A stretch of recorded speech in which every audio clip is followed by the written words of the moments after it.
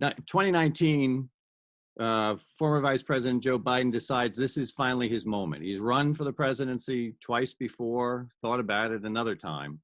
Why? Why was this time the right time for Joe Biden to be running for the presidency? Well, I don't know why. In fact, I don't know that I thought it was.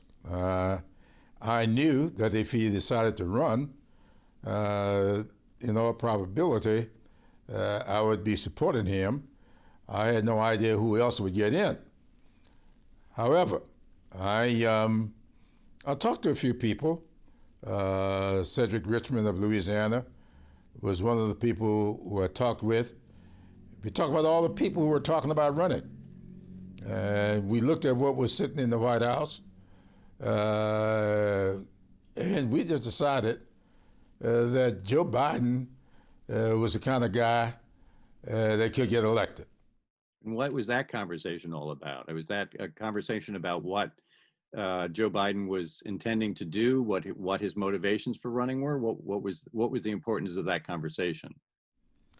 Well, we were talking about the contrast, the bombastic current president and someone who would be more measured, more compassionate, someone who had the background and experiences that we thought were necessary to engender the confidence of the American people. Someone who really was progressive enough, yet moderate enough to be successful. So that's about all it was.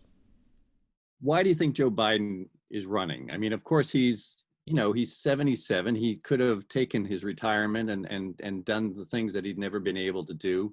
Did there seem to be sort of a sense of responsibility almost, that he thought that maybe he should have run in 2016 and he didn't, that he felt that the President Trump was destroying the legacy of the Obama administration?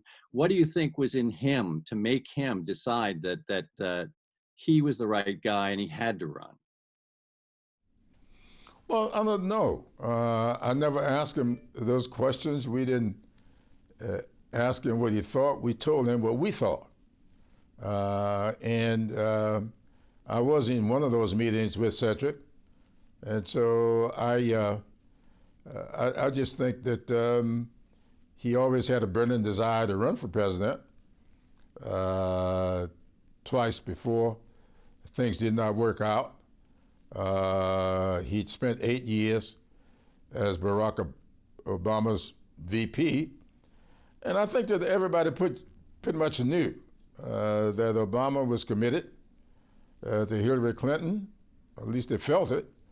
And in spite of what Joe Biden may or may not have wanted,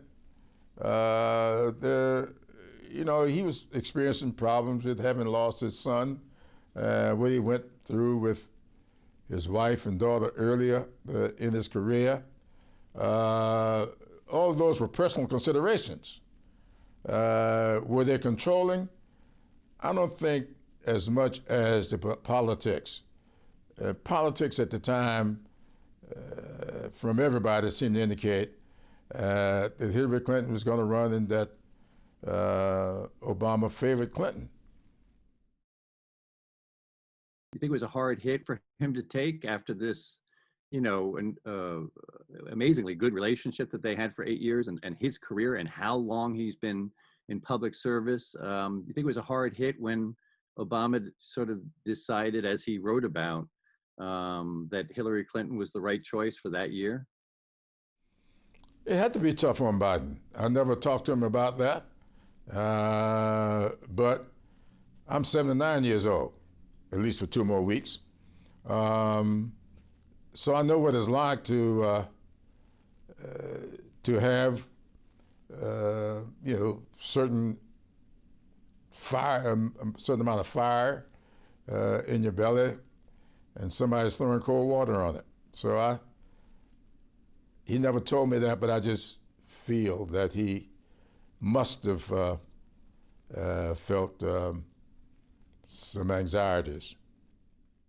when he runs, he knows he's going to be hit with the kitchen sink and everything else, of the refrigerator and everything else, because he's got a very long period of time that he's been in government service, and so he's attacked on his record. He's attacked on busing. He's attacked on the crime bills. He's attacked on segregationists. But there's that point in the primaries when Kamala Harris goes after him, and you've talked about this before.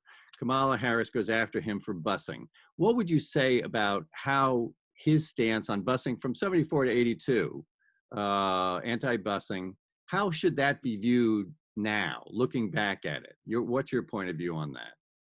I think if I were in Joe Biden's place, I would simply say, as I've said to him, looking back, I was not on the right side of history, but the fact of the matter is, I was where the vast majority of the American people were, including Black Americans.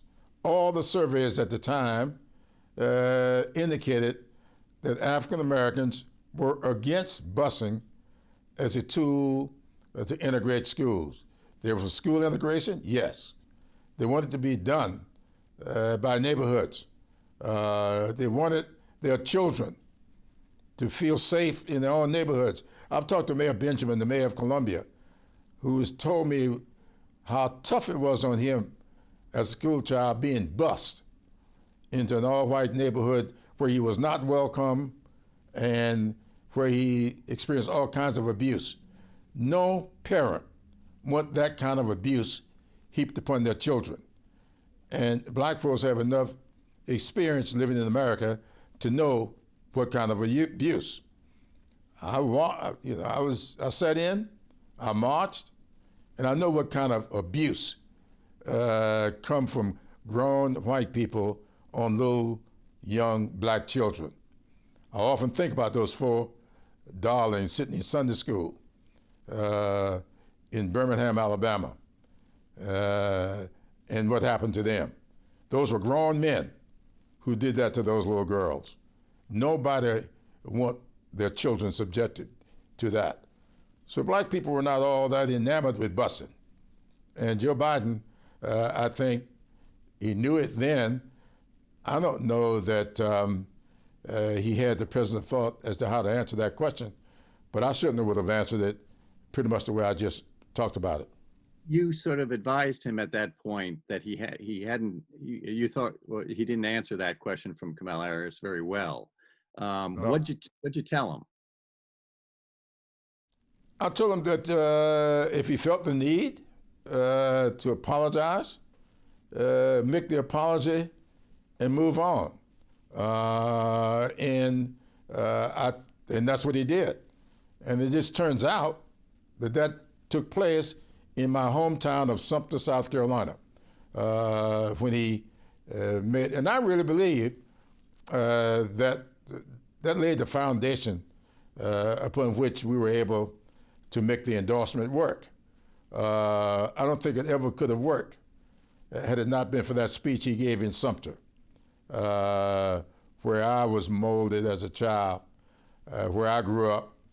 And of course, my brother was sitting on the front row in that family health center that day. It wasn't the health center, but the family center of the church, leading the applause. So everybody had to applaud him for the speech because my brother Charles was sitting right there to make sure it happened. Another allegation that's made against him is that he was too close to segregationists. People will say that he was too close to segregationists when he was working in the early days in Congress. He worked on the crime bills.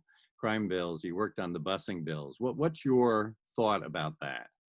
Well, I don't think you can ever get too close to anybody. I think it all depends on what you allow to occur. If you are trying to pass legislation, I don't think you will find yourself in 100% agreement with everybody that you're trying to work with in order to get to the number of votes you need. 51 in the Senate, sometimes you need 60, 218 in the House. You don't get there with everybody who look like you, who think like you. You make accommodations. And I don't believe that you have to take on people's philosophy in order to get along with them. And Joe Biden has gotten along with people. I think it says something for him, the person, for Strom Thurmond to ask him to eulogize him at his service. Same thing with Fritz Hollins. Two senators, both from South Carolina, poles apart politically, both eulogized by the same guy, simply because of the respect that they have for him. And I know a lot of people who disagree with me on almost everything, but don't hesitate to work with me. So I feel the same way about other people. And Joe ought to be proud of having the ability to do that. And I think you're being a bit dishonest if you say you only work with people who think like you. I don't know of one single person in the political arena who will adhere to that. If so, they'll never be successful. Let's talk a little bit about the empathy question that you just brought up. A lot of people have felt the effect of Joe's ability to deal with grief. Where does that come from? I mean, I know he even eulogized your wife when you lost her last year. What does that say about him? Where does that come from, and why is that important to understand? Well, empathy is something that you internalize. You can express sympathy. You feel empathy. So I believe that Joe Biden sincerely empathizes with people, and it's because he's had those experiences. You don't lose a wife and child at the point in life that he did and not grow from it. I think that he had the same kind of an experience when he lost his son, Bo. So I believe that Joe learned from all of that.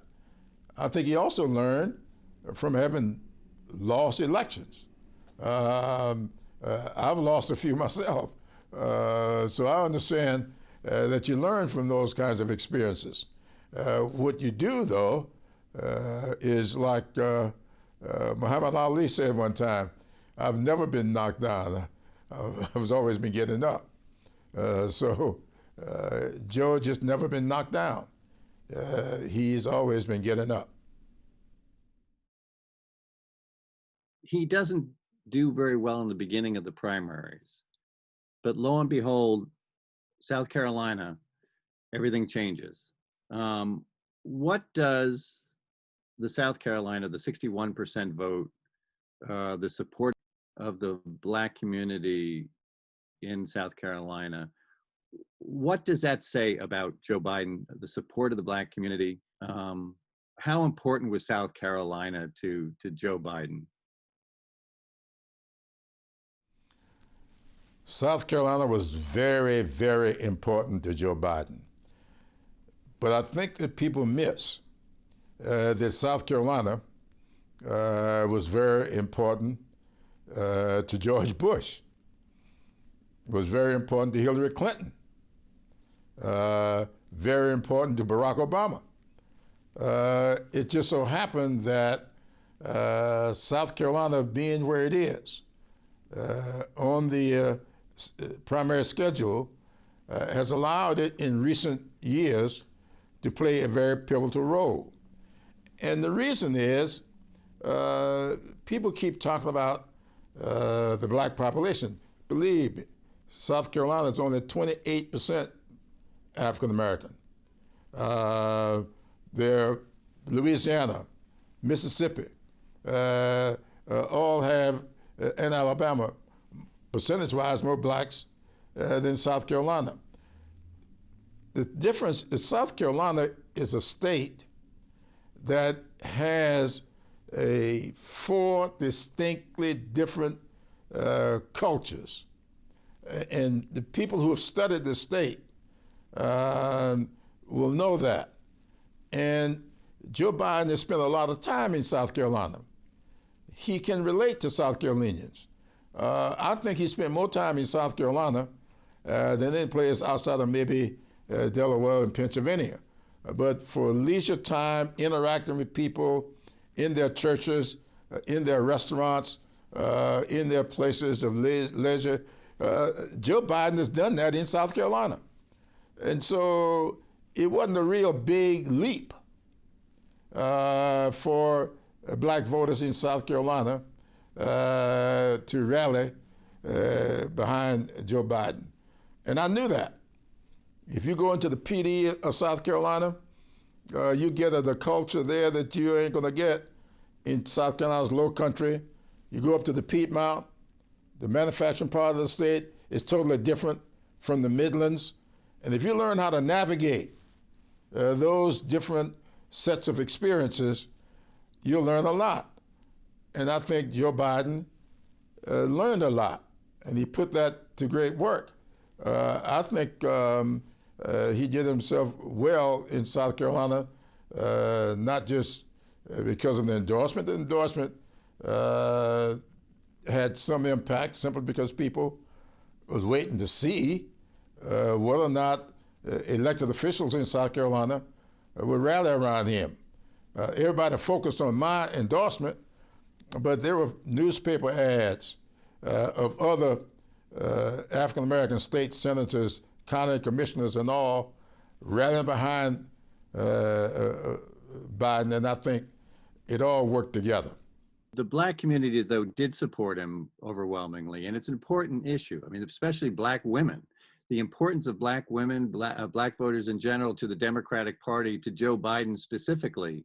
Why is there that support? What about Joe Biden sort of draws votes of the black community? Well, it's experiences. You know, Joe Biden has weathered some real tough times. And most African Americans, have weathered some real tough times.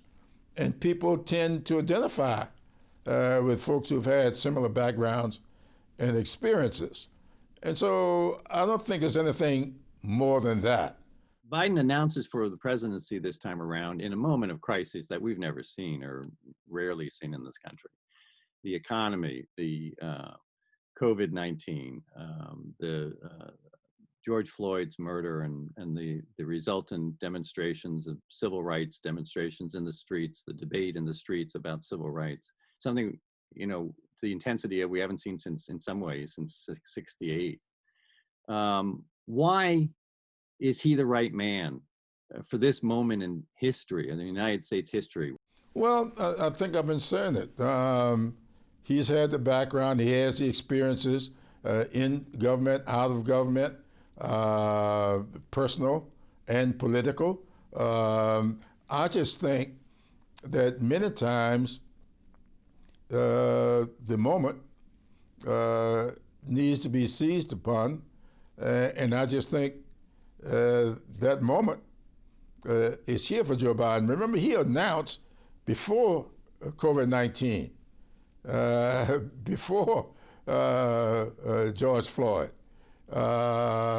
he announced after Trump, of course, and he was perfectly positioned to draw the kind of contrast between his approach to governance and what people were experiencing with Trump. So he gets in, and all these other things begin to happen. And I think people are beginning to see that he is a man for this moment. And nobody will spend a whole lot of time comparing him to the perfect candidate. They're going to compare him to the alternative and not the almighty. The last question normally in the film is based upon the title of the 2-hour program, which is The Choice 2020. What is the choice between Biden and Trump?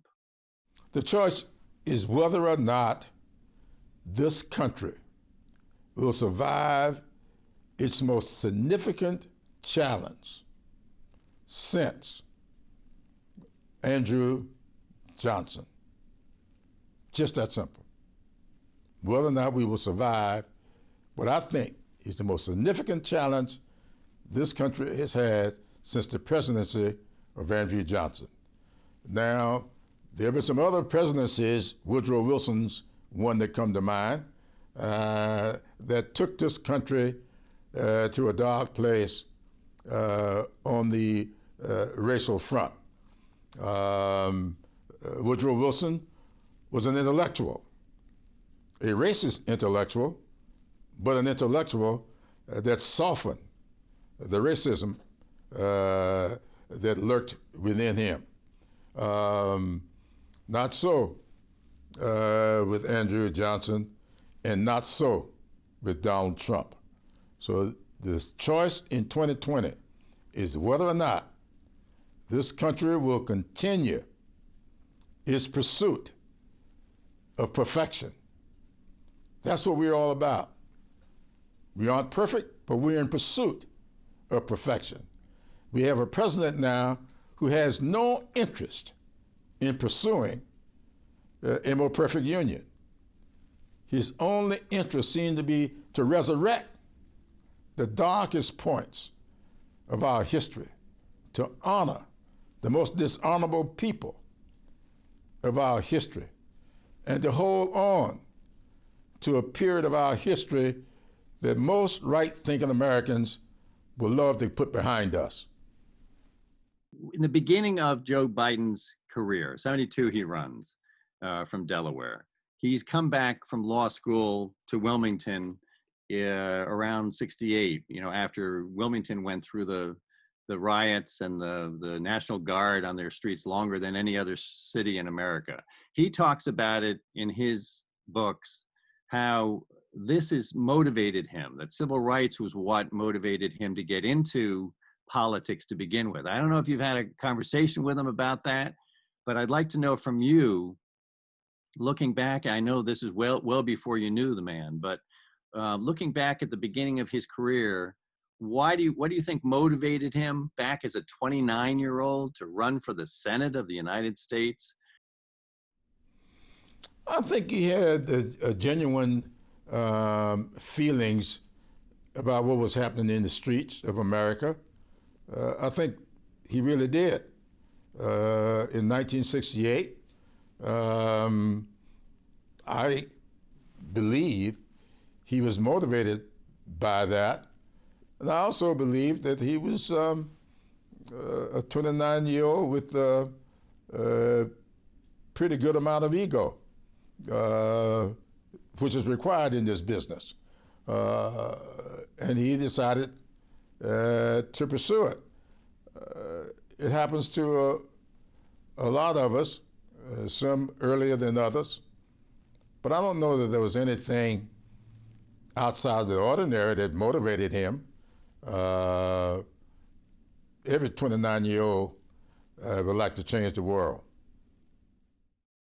He wins by less than 3,000 votes. Some people have looked at the fact that he did have support in Wilmington's Black community, and there's plenty of stories about his early working at the pool and everything else that sort of helped define how he learned more about what was going on in the Black community. How important was the Black vote in Delaware to begin with, and I guess later on as well, in helping him politically, and why is that? Well, I've talked to a few people who knew him back then. They had a relationship with him. They were more social than anything else. I don't know that they spent a lot of time talking about politics. You're sitting around a pool and you're the white guy who's a lifeguard at the swimming pool on the Black side of town. I don't think you're talking politics, but you just got to know people by their nicknames and all. So he learned how to build relationships. I think a lot of that is what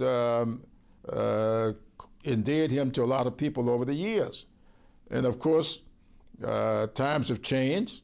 the touchy-feely kind of politics that he's used to. It may be a good thing that he's hunkered down with COVID-19. It keeps him out of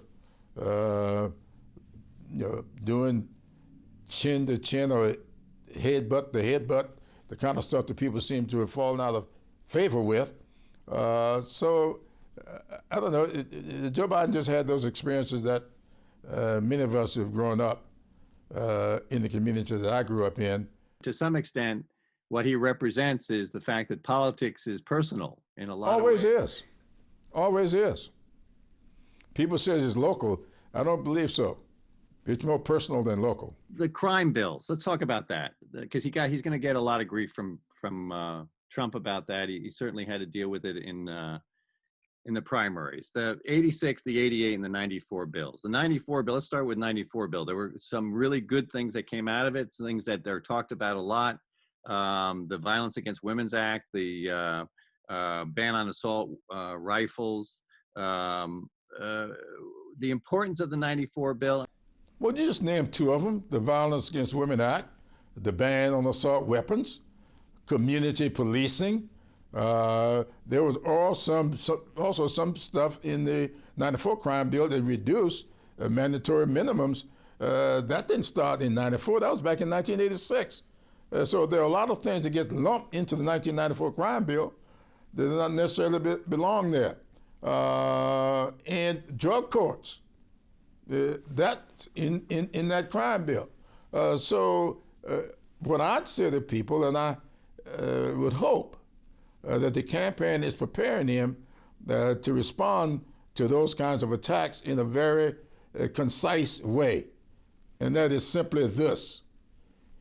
We passed the 94 crime bill in the spring of 1994. Newt Gingrich took over the Congress in the fall of 1994 and set out to gut all the good things out of the crime bill. The assault weapon ban went away. The violence against women, though we have now since revived it, it went away after the crime bill. Community policing went away and not to return yet. And he is now offering to return it. So talk about the good things in that bill. Yes, there were some unintended consequences, but the world was different for all of us then. And that's why a significant number of members of the Congressional Black Caucus, including me, voted for that crime bill. Because the worst experience I had in 1992 running for the Congress was in a 100% black neighborhood in the little town of Atlantic Beach, South Carolina, when I had my head handed to me when I came out against mandatory minimums. That didn't come with 94. That was already here in 92. And I campaigned against mandatory minimums, and those people almost ran me out of the room because of the experiences they were having with the proliferation of the drugs in their neighborhoods. They were pushing for those kinds of penalties. Joe Biden needs to just answer the question concisely that way and say, let's move on and let's bring back community policing. Let's bring back assault weapons ban, and just bring back drug courts. Bring back these good things we did in 94 that the Republicans ripped out of the bill. The harsher aspects of it, though, I mean, how does one balance off the fact that the effect on Black communities, the number of young Black men that ended up in prison, the how it broke down the communities because of this, how it the long-term effects of it, the fact that the relations with police forces also got worse. I mean, those elements of those crime bills that came about, why didn't we understand back then the consequences? Is that a black mar on his career, or is that just the realities of the way politics evolve? It's the realities of elections. There's a 1994 election, November 94, that changed the calculus. That's what the reality is. The same reality we got with this presidency. You know, we argued about Hillary Clinton not being perfect. No, she wasn't. And a lot of people got angry. 13% of African American males voted for Trump. What did that get for them?